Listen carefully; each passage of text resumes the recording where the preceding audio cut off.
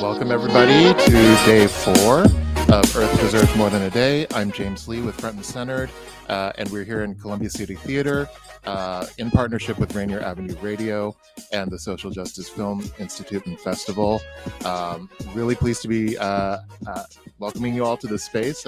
If you're joining us and you saw our schedule yesterday, you might have been expecting to hear a little bit about transit justice with one of our members, Puget Sound Sage. Unfortunately, Sage was not able to make it today, so we have a different but still exciting program for you all. We've got Front and Center staff members here who work on our programs and policy side of the house, so to speak. And so just wanted to introduce or let everyone introduce themselves. We're going to go through and talk about what Front and Center does when it comes to the policy work that we do. And we'll dive into a little bit at the end about how you can maybe get involved and take action and what that could look like. So yeah, I'm going to start off with introductions. I'm going to pass it on to, why don't we go ahead and start with Deric for introductions? Right. Hi, everyone. My name is Deric Gruen. I am the co-executive director for policy and programs at Front and Center. Great. And maybe we can go to Guillermo next. Oh, I'm sorry. I think Guillermo had to drop out for a sec. Let's go to Mariel next. Good morning, everyone. My name is Mariel Thuraisingham, and I'm Clean Energy Policy Lead with Front and Center. Great. Thank you, Mariel. And let's go to Davin. Good morning. I'm Davin Diaz. I'm the policy coordinator at Front and Centered. And thank you all for joining me. You know me, I'm your colleague, James, and Guillermo will be returning back to us shortly. He is actually at a bill signing in Olympia at the state capitol, so that's why he had to drop off for a bit, but he should be back soon. So yeah, thank you all for joining me for this conversation. I kind of want to start it off kind of backing up a bit and start off by talking about who we are as Front and Centered, because we've talked a lot about ourselves this entire week when it comes to the programming we're doing here at the theater. But Deric, can I ask you just to give us a summary of who we are at Front and Centered and why we work under a just transition framework and what that is? Sure, happy to do that. So Front and Centered is a coalition, and we're a coalition of groups and organizations specifically that are rooted in communities of color and that are working together for climate and environmental justice. We're a statewide organization. Our members, are small and large in numbers. They're Latino and API associations, they're farm workers, environmental justice groups, immigrant rights organizations, and they all join together to form Front and Centered to have power at the statewide level to shape the policies and the decisions that are being made that affect their lives, and generally first and worst when it comes to environmental harms and climate impacts that are happening now and getting worse. So we've been building our collective power since 2014, building our capacity, generating ideas and solutions that really reflect the priorities of our members and communities on the ground and build momentum for this idea of a just transition. And when we talk about a just transition, we are talking about, the acknowledgement that a transition is inevitable, that our current economic system is really at the root of the harms we're feeling when it comes to extreme heat, when it comes to air that's causing asthma, when it comes to shorter life expectancy in neighborhoods like South Park versus north end of the city. So in recognizing that that transition is inevitable, we believe we can step up and shape how that transition happens, to avoid kind of climate catastrophe and move towards an actual just in living economy. So that's the core idea of a just transition, is that we can step up, acknowledging the fundamentally extractive economy we live in, which is digging, dumping, and burning resources, exploiting labor really for the purpose of enclosing power and money for a few, to this idea of an economy that is based on regenerative use of resources, that is based on cooperation, and it has a different fundamental purpose around ecological and social well-being. That's the core of it. We know, like, to make that transition, then we need a set of strategies that are up to that challenge, the systemic challenges that are really at the root of our problems. And we know we have to both kind of fight the extractive economy that we're living in, but also at the same time build the new models that we know will work better. So we're recognizing the harm that's happening now, and at the same time we're not going to depend on that system to improve our lives. We also need to divest from kind of the extractive systems that are pulling wealth out of communities, that are cutting down our trees, polluting our rivers, and invest in restoring our ecologies, building cooperative food production that feeds our communities in the way we need to be fed. So it's a broad set of ideas that really go deeper than a lot of the traditional climate or environmental approaches that really focus on keeping everything the same and maybe changing out the fuel or the technology, but getting to the core of why we're in this extractive economy, which is the continued extraction and consumption for economic growth and profit for a few. Mm-hmm. And I've been asked before, when I've described Front and Center to folks, especially to students, like, for example, I talk about the fact that we work on transportation policy because transportation contributes a lot to our greenhouse gas emissions in Washington State. So I've been asked before, like, well, so you have a transportation policy program, so is your transportation policy a just transition? And I've gotten that question more than once, and what I usually say is something to the effect of, having a transportation policy itself is not a just transition. It's what we ask for within those policies. And would you kind of describe it the same way? And kind of, how would you describe what it means to push for a just transition through the policy work we're doing and our legislative advocacy? Yeah, I think that's right on, James. Like, it's really the core of the logic of the transition we're pushing.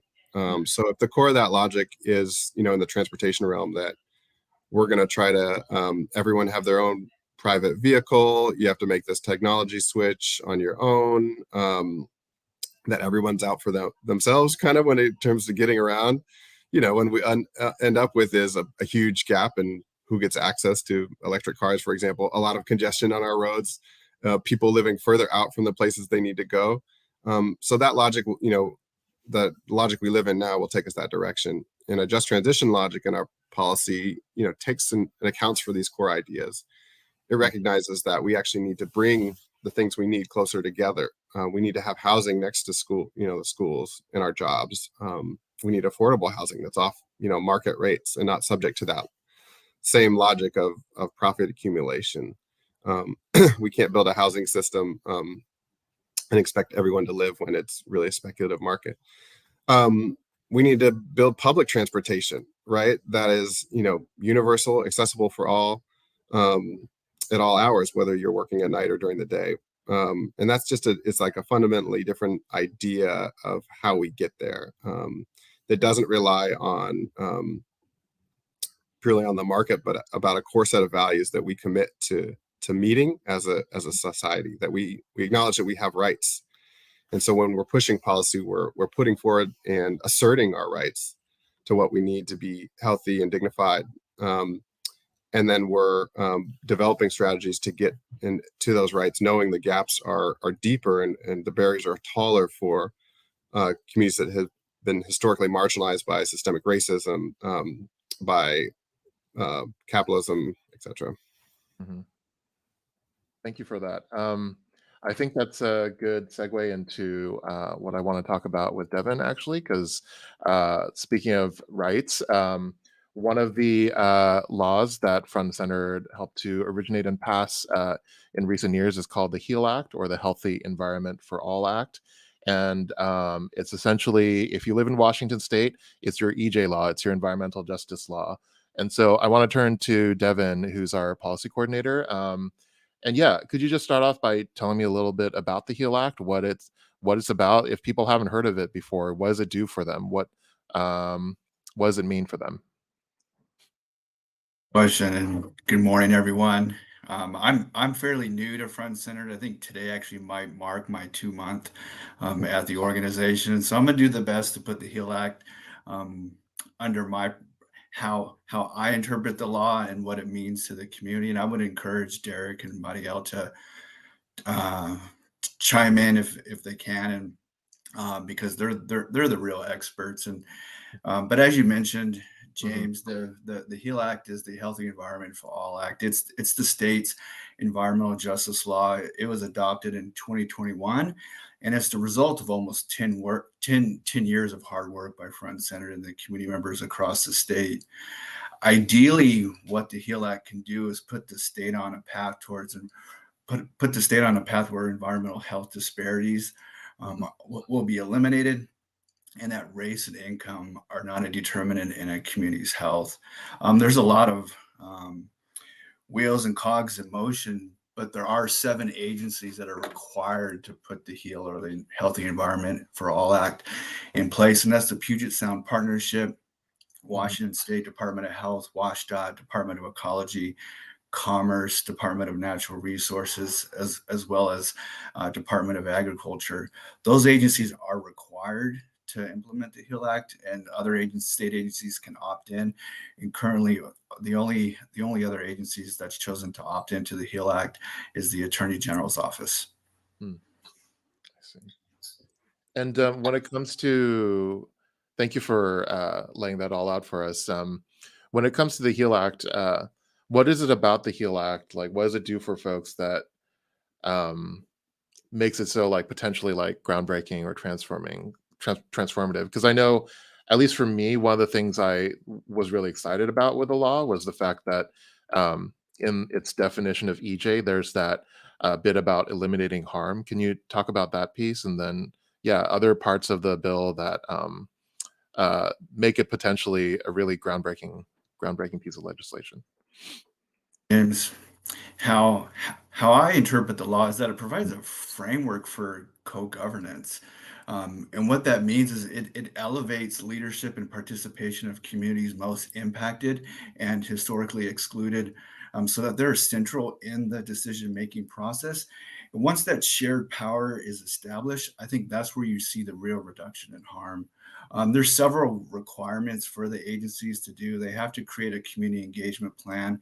They're required to embed environmental justice in their strategic planning. But ideally, we get to a place where harmful projects are prevented from ever happening in the first place. And that can happen through environmental justice assessments that really take into consideration the cumulative impact of environmental health hazards within a community. Hmm. And I think once that happened, I think currently we have to mitigate the environmental health hazards that are currently happening across the state. But long term, where I see the real impact of the HEAL Act is really preventing those environmental health hazards from ever happening in the first place. Hmm. Hmm. And there has to be a real cultural shift when you talk about the transformative part of HEAL. The agencies really have to shift. The government has to shift on how we do business, and it's really through that co-governance and the sharing of power where that can happen. Yeah, can you tell me a little bit about that piece, the co-governance piece, what that looks like under HEAL? And um, yeah, let's dive into a little bit more like what the agencies have to do to realize that vision that the frontline communities saw when they asked for HEAL. That's a great question, and I would encourage Derek to chime in on this one as being critical to how we've gotten to this point. There's a number of opportunities for the communities to engage and really transform the culture within state agencies. There's a creation of the Environmental Justice Council that should oversee the implementation of the HEAL Act as these agencies develop their community engagement plans, their environmental justice assessments, but more importantly, there are other opportunities where the community can and should be involved in the budget decision-making process. Because as we know, where resources are allocated reflects values, and until the community can participate and direct the resources where they need to go, we won't ever see the change that needs to happen to eliminate environmental health disparities in the state. Mm-hmm. Yeah, and I just jump in there because I think this really reflects the conversation of what we're trying to get at with the just transition, right? Which is we can't rely on the agencies alone to do the work. Ultimately, the idea of this just transition is we need to change from a system that is, somewhat representative but enforced, in structures that have been there for decades, to one that's much more participative. And so, the success of this law really is going to depend on people asserting again their rights to participate and shape decision making. And there are some structures that were built into the original law, like Devin mentioned, the Environmental Justice Council, but that's really just the tip of the iceberg in terms of the type of participation that will be necessary. And this law opens the door to those kind of changes, but really we have to walk through that door and demand what we really want. And that's a challenging thing. These state agencies, they're used to, they get direction from the legislature or the governor, and they're used to a highly structured way of performing their work to not violate the law or stay within the bounds. And we're really challenging that and pushing and saying, we need to see things done differently. We need participation in how you decide to embed these environmental justice principles in your strategic plans or your budgets. We need to be a part of that conversation. So changes, it's going to take time, but as much as we step up, I think is how much change we'll see. Mm-hmm. And speaking of that, can you both Devin and Deric feel free to chime in, but can you tell me a little bit about where we're at with HEAL? Because we did recently release a progress report on the HEAL Act. We also received some funding from the Department of Health related to HEAL Act implementation.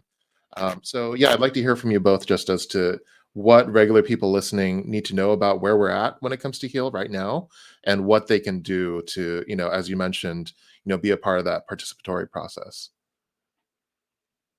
And there are a couple of milestones that the state agencies have to hit in terms of the HEAL implementation. The 7 all have draft community engagement plans that need to be reviewed by the Environmental Justice Council. They're also required to, again, embed environmental justice in their strategic plans that they're currently doing, as well as the creation of the environmental justice assessment. Where I think there's the opportunity for community members to engage is one, tune in to the Environmental Justice Council, as Deric's mentioned, as the only way we're going to see change is when communities actively participating. So there's some opportunities to tune in and watch the Environmental Justice Council, hold them accountable. But more importantly, where they can get involved with front and center is to follow us on social media if they're not doing so already. Sign up for our listserv so they can become notified when there are actions. But also, more importantly, what I encourage community members to do if they're not doing so already is find the organizations in their community that reflect their values, get involved. If there are no organizations in your community, maybe create one, or if you're just looking to plug in, reach out to myself, Deric, everyone on this phone call or on this video. We're all willing to talk with you and see where we can plug you into the HEAL Act and create change where it needs to happen. Thanks for that. And Deric, do you want to add something? Yeah, I mean, just one of the kind of a little bit further out, but not too far out opportunities is the HEAL Act requires that these agencies assess their decisions through an environmental justice lens starting in July. So that's their policy decisions, their grant funds, their budgets, projects, capital projects like new infrastructure. All of that is going to have to go through this environmental justice assessment. And that could be a very powerful tool if folks are involved. But it really is going to depend on how rigorous that process is of how many people are actually identifying the needs in their communities. So one of the things we're really asking for is part of developing that assessment process is that agencies bring those decisions down to the communities most affected. If a new highway is proposed in your neighborhood, that EJ assessment process must include the participation of folks affected by that highway. And there must be a potential to use this process to actually stop that harmful project, as Davin mentioned at the start of it. So that's a big milestone coming up, looking at how those assessments take in information from community as well as, the air monitoring, other data that we have available to actually change the decisions that are made are really important. Yeah, and I think Guillermo, are you available right now? If you want to introduce yourself and maybe talk about the legislative component of HEAL and how HEAL has affected that. Yeah, hi everybody. Thank you, James. For the listeners, my name is Guillermo Rogel, and I'm the legislative advocate with Front and Centered. Front and Centered has a legislative component to it. So we lobby down here in Olympia. The reason why I'm in my car is because there's some bill signings going on at the moment. But related to HEAL, as Davin mentioned, it defined environmental justice. So now, as legislators are working on new laws and budgets, as the governor's office and the state agencies that Deric is mentioning, as they themselves are preparing for legislative session each year, environmental justice is now this component that can't be ignored. We are all working off of the same definition. Now we want to make sure that legislators put this into practice. It's how is environmental justice, not just as a definition, manifesting itself through all of the initiatives that are trying to get pushed through the legislature. So that is, how are communities who are the most affected being outreached when we're talking about maybe an energy policy or a transportation policy? How are we making sure that the communities that are the most affected in a variety of ways have a seat at the table? Because oftentimes policies tend to get made behind closed doors. The process is very quick. But now with this environmental justice component, which is not just about the climate, but about the community aspect to it too, I think we're seeing better laws. I think we're seeing better budgets. So I just wanted to make sure that, the work exists with state agencies, but it also is rippling. The effects of HEAL are kind of rippling throughout the state. And so much so that we're even getting questions at the local level, at the federal level of how can this policy that you all did good work on, how can we make sure that exists at the local level, maybe even at the federal level too. Great, thanks, Guillermo. And Davin, I know you want to talk about our participation fund for a little bit. Yeah. And really just wanted to compliment everyone on the phone call and as Guillermo mentioned, there is real change happening, and that's a culmination of the community's work across the state, and everyone should be applauded. We still have a long way to go, but really there's been a lot of hard work invested, and we are starting to see change. As you mentioned earlier, James, the Department of Health did provide some funds for the Community Participation Fund. Front and Centered is currently administering that fund. We're in the process of developing a framework on what the grant application will look like and what the grant amounts would be. So I would encourage everyone, if you're part of an organization, want to participate in the HEAL Act and as part of the Community Participation Fund, you can follow us on the social media channels and then sign up for our listserv and monitor our website. Thank you. Thanks, Davin. That's a better promo than I can do. People can go to our website, frontandcenter.org. They can email info@frontandcenter.org too to get in touch with us. We do have a couple minutes before we have to break. So, Deric, can I just ask you real quickly just about the origin of the HEAL Act and where that comes from? Because it comes from it comes out of something that wasn't a victory, right, for the movement. And so can you talk a little bit about that? Yeah, the origins of Front and Centered were being convened around statewide climate policy. And as part of that process, the leaders of Front and Centered community organizations put together a set of principles for climate justice. And those principles really outline and describe what we need to see in policy for it to be just and part of this just transition.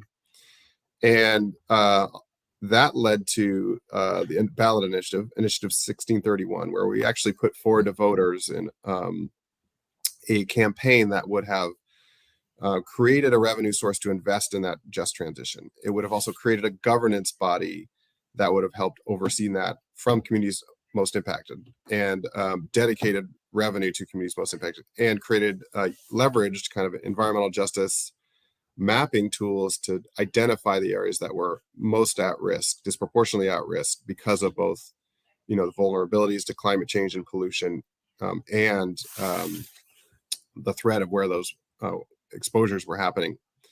So that basis, that campaign, while it didn't pass at the ballot, thanks to 15 million from BP oil companies that helped defeat it, did set the framework for our work, and was part of building the environmental health disparities map, and building out this idea of environmental justice governance that was participatory with community. And those are really the two key anchors of the HEAL Act: is who is most impacted, how are they involved in deciding what's environmentally just, to be able to ultimately reduce environmental health disparities.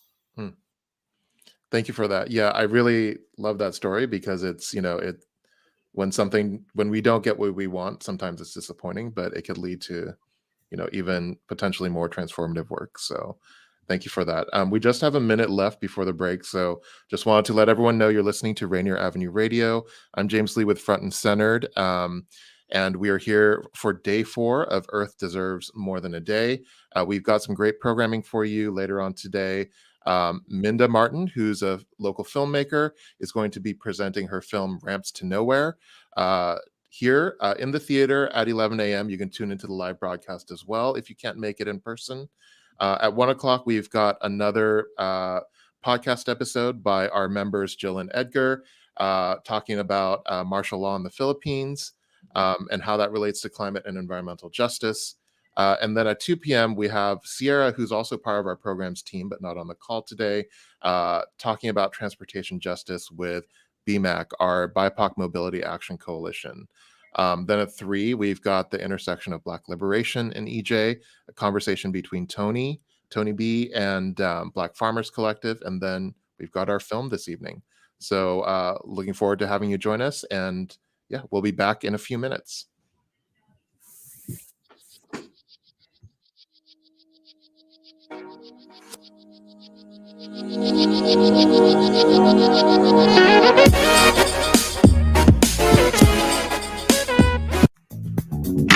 I'm Paul Pearson, host of Star Time, and when I'm not cooking up a batch of my famous wood-flavored chicken, I'm listening to Rainier Avenue Radio.world. Have you ever went over a friend's house to eat and the food just ain't no good? Are you nerdy by nature? The Crosscut Ideas Festival is back with captivating conversations to quench your curiosity. Explore issues in science, health, culture, and politics with thought leaders and innovators like Ibram X. Kendi, Audie Cornish, Eric Holder, John Quillen Hill, Andrew Yang, and more. April 29th to May 6th at the Amazon Meeting Center in downtown Seattle. It's the Crosscut Ideas Festival, where curiosity and discovery connect. Get your tickets at crosscut.com/festival. The Beat of the Fox with Nastiness is back on K-Fox Night Beat. Yo, what's the deal? It's the legendary Hall of Fame DJ Mixmaster Ice from UTFO. What's up? Who you thought this is? This is Sir Mix-a-Lot. And this is Terry Lewis. And I'm Grand Mixer GMS. What's up, y'all? This is DJ Third Degree. This is JJ Hudson from the High Children family. Sunday nights from 9 p.m. to 11 p.m. Pacific Standard Time. It's K-Fox Night Beat with DJ Nastiness. Bringing back the memories. Bringing back the memories. Bringing Seattle's hottest music. Bringing Seattle's hottest music. Rainier Avenue Radio.world. That's my noise. Peace. Women Empowerment Talk Radio, your roadmap to business success. Tune in every Sunday at 3 p.m. on Rainier Avenue Radio.world, providing resources and sharing motivational experiences from the everyday entrepreneur. Tune in Women Empowerment Talk Radio every Sunday, 3 p.m. on Rainier Avenue Radio.world. Hospital bills are often a surprise, and not the good kind. But you may also be surprised to learn that you can get 50, 75, or even 100% off those bills. Thanks to a new law, there's a good chance you're one of the 4 million Washingtonians who qualify. Whether or not you have health insurance, the law requires hospitals provide the care you need at an affordable cost. So, ask your hospital or visit affordablehospital.wa.gov to see if you are eligible. You are listening to Rainier Avenue Radio, your community radio station. Welcome back, everybody. This is James Lee with Front and Centered, and I'm here with the Front and Centered programs team. We're here to talk about advocating for climate justice in policy. And earlier this hour, you heard it from Deric and Davin and Guillermo about what we do at Front and Centered under the Just Transition Framework, and about the HEAL Act in particular and what that means for communities in this state. I want to turn now towards energy justice and clean energy. And so I want to bring Mariel into our conversation. Mariel is our clean energy policy lead. Hi, Mariel. How's it going? Hi, James. Hi, everyone. Going well, thanks. Glad to be here. Yeah, and good to have you. And just wanted to start off with a really just broad question, because I know for me, when I joined Front and Centered, energy justice was something, I don't want to say I never thought about it, but I didn't think about it in a structured way or under that term. So can you describe what that means? What does energy justice even mean? And, maybe if it's helpful, feel free to give us an example of like, what's an energy injustice, and how do we correct it? Sure. Even just starting from the lens of environmental justice, when you're looking at the context of people and place and what is healthy, and what supports a healthsome social dynamic.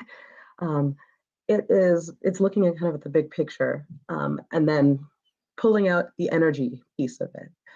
So it's energy justice is really about making sure that everyone has access to kind of clean and affordable energy, and enough of it to survive and thrive, because energy underlines so much of what we do, and specifically thinking about electricity, or power, gas sources that keep us warm, that allow us to turn on the lights and allow us to fuel our appliances and our devices, and this is kind of applicable in all types of spaces, and the source of this power, that's pretty essential to our economic and social life and activity, and our health and well-being in our homes and in different spaces. It comes from a lot of different kind of natural resources, including resources that are pretty polluting in how they're extracted, or in how they're processed in order to supply the power that is kind of generated and then supposed to meet our needs. There are a lot of inefficiencies in how the system works, and the system is largely led by kind of more monopolistic institutions or bodies, and it's pretty inaccessible kind of to the average person or household beyond just being a consumer. So we see bills, and sometimes when we can't keep up with our bills, we see notices of kind of just threatening disconnection and shut off, or we experience our power when it's not kind of reliable, because of something about the infrastructure, or something about, or the weather, kind of knocking down power lines. And there are a lot of ways that as consumers of energy, we can be harmed by the system not serving us, or not serving us in a way that is equitable and just, and accounting for constraints around what our families can afford, or where we live, and the challenges of often directly connected to extreme weather patterns, from climate insecurity, the climate crisis just continuing to augment. And in addition, thinking about energy, a just energy system that would not only be generated by kind of clean sources that are not high carbon emitting, and or harmful in how kind of they're generated and processed and moved, but also kind of supplied by a workforce that is able to benefit from kind of being a part of a clean economy, and that workforce is diverse, that people have access to the skills in order to support bringing things like solar panels and renewable kind of energy assets and infrastructure closer to where we need them, like Yeah. to our youth, and really trying to localize and hold closer to community in the hands, and in the hands of kind of community decision-making processes, decisions around where our power comes from, how much it costs, how we're going to cover that, and also considerations around the cost to our health, and to our dignity, of having a system that is kind of currently pretty distant, pretty kind of parceled out and highly extractive, and then trying to, through the just transition framework, move it more towards a regenerative, and more kind of community-based model. So energy justice has kind of many dimensions, but it's really just looking at how is it supplied, and then how are we demanding it and using it, and then trying to address the institutional racism, and kind of the structural barriers to making it more accessible and affordable and clean, for towards yeah, and broadly just more just. How can this be a more just system for how we utilize the resources to keep our homes warm and the lights on? Yeah, that's I've been just hearing what you're saying. I hear a lot of connections, as you kind of alluded to, about that just transition approach of really centering community and having all of these different institutions or infrastructure or systems just have that closer connection to community. So yeah, thank you for that. So within the idea of energy justice, what are some of the things that Front and Center are working on in that sphere, both through our staff, with our coalition members? What are we doing right now? Can you tell the general public, like, what does that look like, energy justice in action, when we're doing, what's the kind of work that's out there that's going on? Yeah, absolutely. So some of what I already spoke to, is thinking about how our energy is supplied, and then how it actually reaches us for meeting our needs. And a big problem is around energy insecurity due to kind of the systems themselves being unreliable or not really responsive, to people's needs, and kind of the weather patterns and other kind of externalities that are disrupting having kind of a reliable source, and institutions that are acting in a way that trust, and the cost of how the supply is kind of currently it's currently being sourced, and then how it's being priced out by the utilities who manage a lot of that, and then leave you with the bill. And so one of our big areas of work is addressing, trying to move towards a system where affordability is like, it's not even a question. We need a progressive, at the baseline, we need progressive system so that the costs of fluctuating markets and externalities, and shifting off of fossil fuels towards cleaner kind of technology and cleaner sources, that those do not fall disproportionately on customers, on consumers who can least afford it, who can least afford getting shut off if they can't keep up with rising bills. And so we're working on explicitly trying to ensure that all utilities cannot raise the rates for low-income customers and customers who are more vulnerable to those types of harms, beyond certain levels, so that they have to incorporate direct discounts on their bills, for customers of a certain type, and having that be kind of a standard for all utilities rather than a utility by utility practice. And that's going to require something that we're also pushing for, which is more data about what are utilities doing. Right now, we just have upwards of 60 utilities across Washington who are sort of operating in their own sphere. And so we're working towards having a broad standard for equitable utility costs and how those fall on consumers. And working with state agencies and trying to work with utilities to move towards standards for energy affordability and equity and access, and that will continue to apply with the transition from fossil fuels to cleaner sources that is required under the Clean Energy Transformation Act. And we're working on that implementation as well, having it be just more equity minded. So a lot more on that. If you're interested, please reach out to me. Awesome.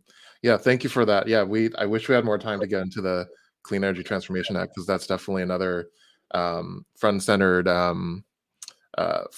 influenced piece of legislation that's also very transformative. We have 10 minutes left about in our program.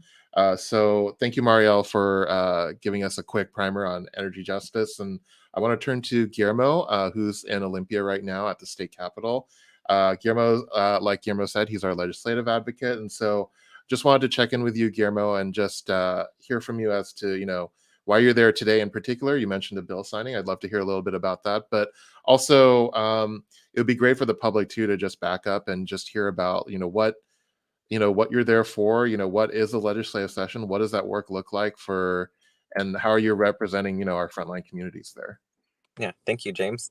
So my role with Front and Centered really is to be the liaison between our community organizations, the staff that we have, and all of the different decision-making spaces at the statewide level. So this includes the state capitol. So all of the members of the House of Representatives and the state Senate, they are frequently making decisions that affect our community's future, the health of our communities. So it's really hard for community members to be keeping up with what is the day-to-day business of the state legislature, because it runs for 105 days on odd number years and then 60 days during even number years, which during these days, community members are probably working full-time jobs. They are maybe taking care of their kids. Some of our youth are going to school. Even students who are going to college, university, they are also taking classes. So it's how can we make sure that community-based organizations have their interests represented on a day-to-day basis. And that means for a lot of organizations, hiring a legislative advocate. And so my role really is to make sure that I understand what is going on at the statewide level, connecting that to our community members and their projects, and make sure that they know what's going on. Because if I can plug community members into the process, where it's an energy policy, it's a transit system, it's long-term planning, all of these issues, we want to make sure that community members are not left out of that decision-making space. So that means either providing testimony, having community members come in and provide their own testimony as well, meeting with lawmakers on a weekly, daily basis down here in Olympia. And we just want to make sure that the message of environmental justice is heard throughout the session. So we are approaching the final days of legislative session. As I mentioned, it runs for 105 days. So this Sunday is going to be day 105. And we will know then what our final budget priorities are and if they made it into the budget. And then also our legislative priorities to see if they actually got signed into law. So I'm here today because one of the bills that was getting signed was related to what Mariel was talking about, and that's energy assistance and energy inequity. Sometimes community members, residents cannot afford to pay for their utilities, their monthly utility bill. And utilities, except for winter months, have a moratorium. That means that during certain months, and here in Washington, the winter months, you cannot get your power disconnected, because Washington has recognized, so we are a really cold state during the winter months, and we need folks to have access to heat, to water, to energy during those months, just as a basic necessity, just for folks to survive. So the bill that was getting signed today created a similar moratorium that exists during the summer months. At least it's going to be a temperature threshold. So if it hits a certain degree, then you're not going to be allowed to be disconnected, and you will be allowed to be reconnected if you haven't been able to afford your payments. So that's, we're trying to create a systems change. This is a step in the right direction, and we are trying to make sure that we can build on this. So this was a bill by Representative Mena, who's new to the legislature this year, but we're hoping to continue working with her office this next session to build on that bill. That's great. That's wonderful to hear. Can you tell me a little bit more about, what other sorts of policies we've been pushing for this year, this session, and how things have shaken out so far? I know the session's not quite over yet, but how's it looking so far? Yeah, so every year our members get to make up their own legislative agenda. We really take our direction from community members, because the kinds of issues and budgets that I'm working on during legislative session are created by them. So this year, we went into this session with quite a few priorities. A lot of them were heavy on the budget. Every year, the Washington State Legislature allocates about $70 billion. That is, revenue that's collected all throughout the state through different methods, through the sales tax, through business and occupancy tax, property taxes. All of those gets put into a bucket of about $70 billion. This legislative session, there was money that was specifically earmarked for climate planning and environmental justice issues. So what we were trying to do with that, what's going to be over $1 billion that's allocated, is make sure that the state is following their obligation to fund the communities that are most affected by climate change. And those are the communities that Front and Center is advocating for. They are folks who maybe live really close to a highway and are getting exposed to not only the sound pollution of being close to a highway, but also all of the particulate matter that folks are breathing in, the pollution. Folks who maybe live near a refinery, their life expectancy is lower just because of where they live. So what these over $1 billion investments need to do is a few things. It's one, actually lower our carbon emissions. We don't want to find ourselves 5-10 years from now knowing that we put a law into place, but we haven't been able to see the carbon reductions that we know we need to see in the communities that are the most affected. These are the communities that have the highest levels of pollution. So what we need to do is make sure that those investments are going to carbon reduction measures, are going to making our communities more resilient. So this is weatherizing people's homes, especially folks who are low income. The more that we face these extreme heat events, these cold snaps in the winter, homes need to be prepared for that. Whether someone owns a home, someone rents a home, the places need to be properly insulated. There needs to be proper ventilation. There needs to be air filters, especially if it's wildfire season and folks are breathing in the smoke. So all of this to say is $1 billion is a lot of money. And there is a specific set aside for overburdened communities that they are shooting for. So that's about 35%, with the goal of 40% of these investments go to the communities most affected. So that was our biggest priority this session. And we will know more on Saturday where the legislature landed, because we want to know the projects that we consider environmental justice are funded, and the projects that are not considered environmental justice are not just earmarked for this revenue bucket. On top of that, as Deric mentioned, as Mariel mentioned, we are trying to change systems. So every year we go into the legislative session knowing that we're trying to challenge the systems at place, and that one of the big ones is our transportation system. How do folks who don't have a car, who can't drive, who don't drive, how are they getting to work on time? How are they getting home from work? How are they getting to school? Because what we know we need in Washington State is our walkable communities, where you can access a grocery store without using a car, where if you are a bicyclist, that you have access to different bike lanes, that you're safe. But public transit in Washington State looks a lot different depending on what county you're in. So if you are in King County, if you are in Seattle, you're probably used to the light rail coming every 10 minutes, barring any delays. You're used to your bus line. You're seeing an increase in these rapid lines that come during high peaks of traffic, that you can rely on your bus. But if you live in Clark County, or maybe you live over on the east side, these transit systems don't exist for you. So this was also one of our big priorities this year, is making sure folks have access to frequent transit in Washington State, among other things. But those are the highlights going into this year. Thanks for that, Guillermo. Yeah, we are going to be ending a little bit early before the hour ends, just in a couple minutes. But Guillermo, I have one last question for you, and that's just, for folks who are listening, who are kind of new to this information, and are trying to figure out how they can plug in quickly and easily to kind of take action. I know sessions, we're kind of wrapping up now, but just for the future as well, what is the best way that they can easily get involved or learn more about what's going on? Well, one of those for sure is keeping up with what we're doing. You can definitely sign up for Front and Center's updates, where we will send information about the legislative session. But also our partners will be doing the same thing.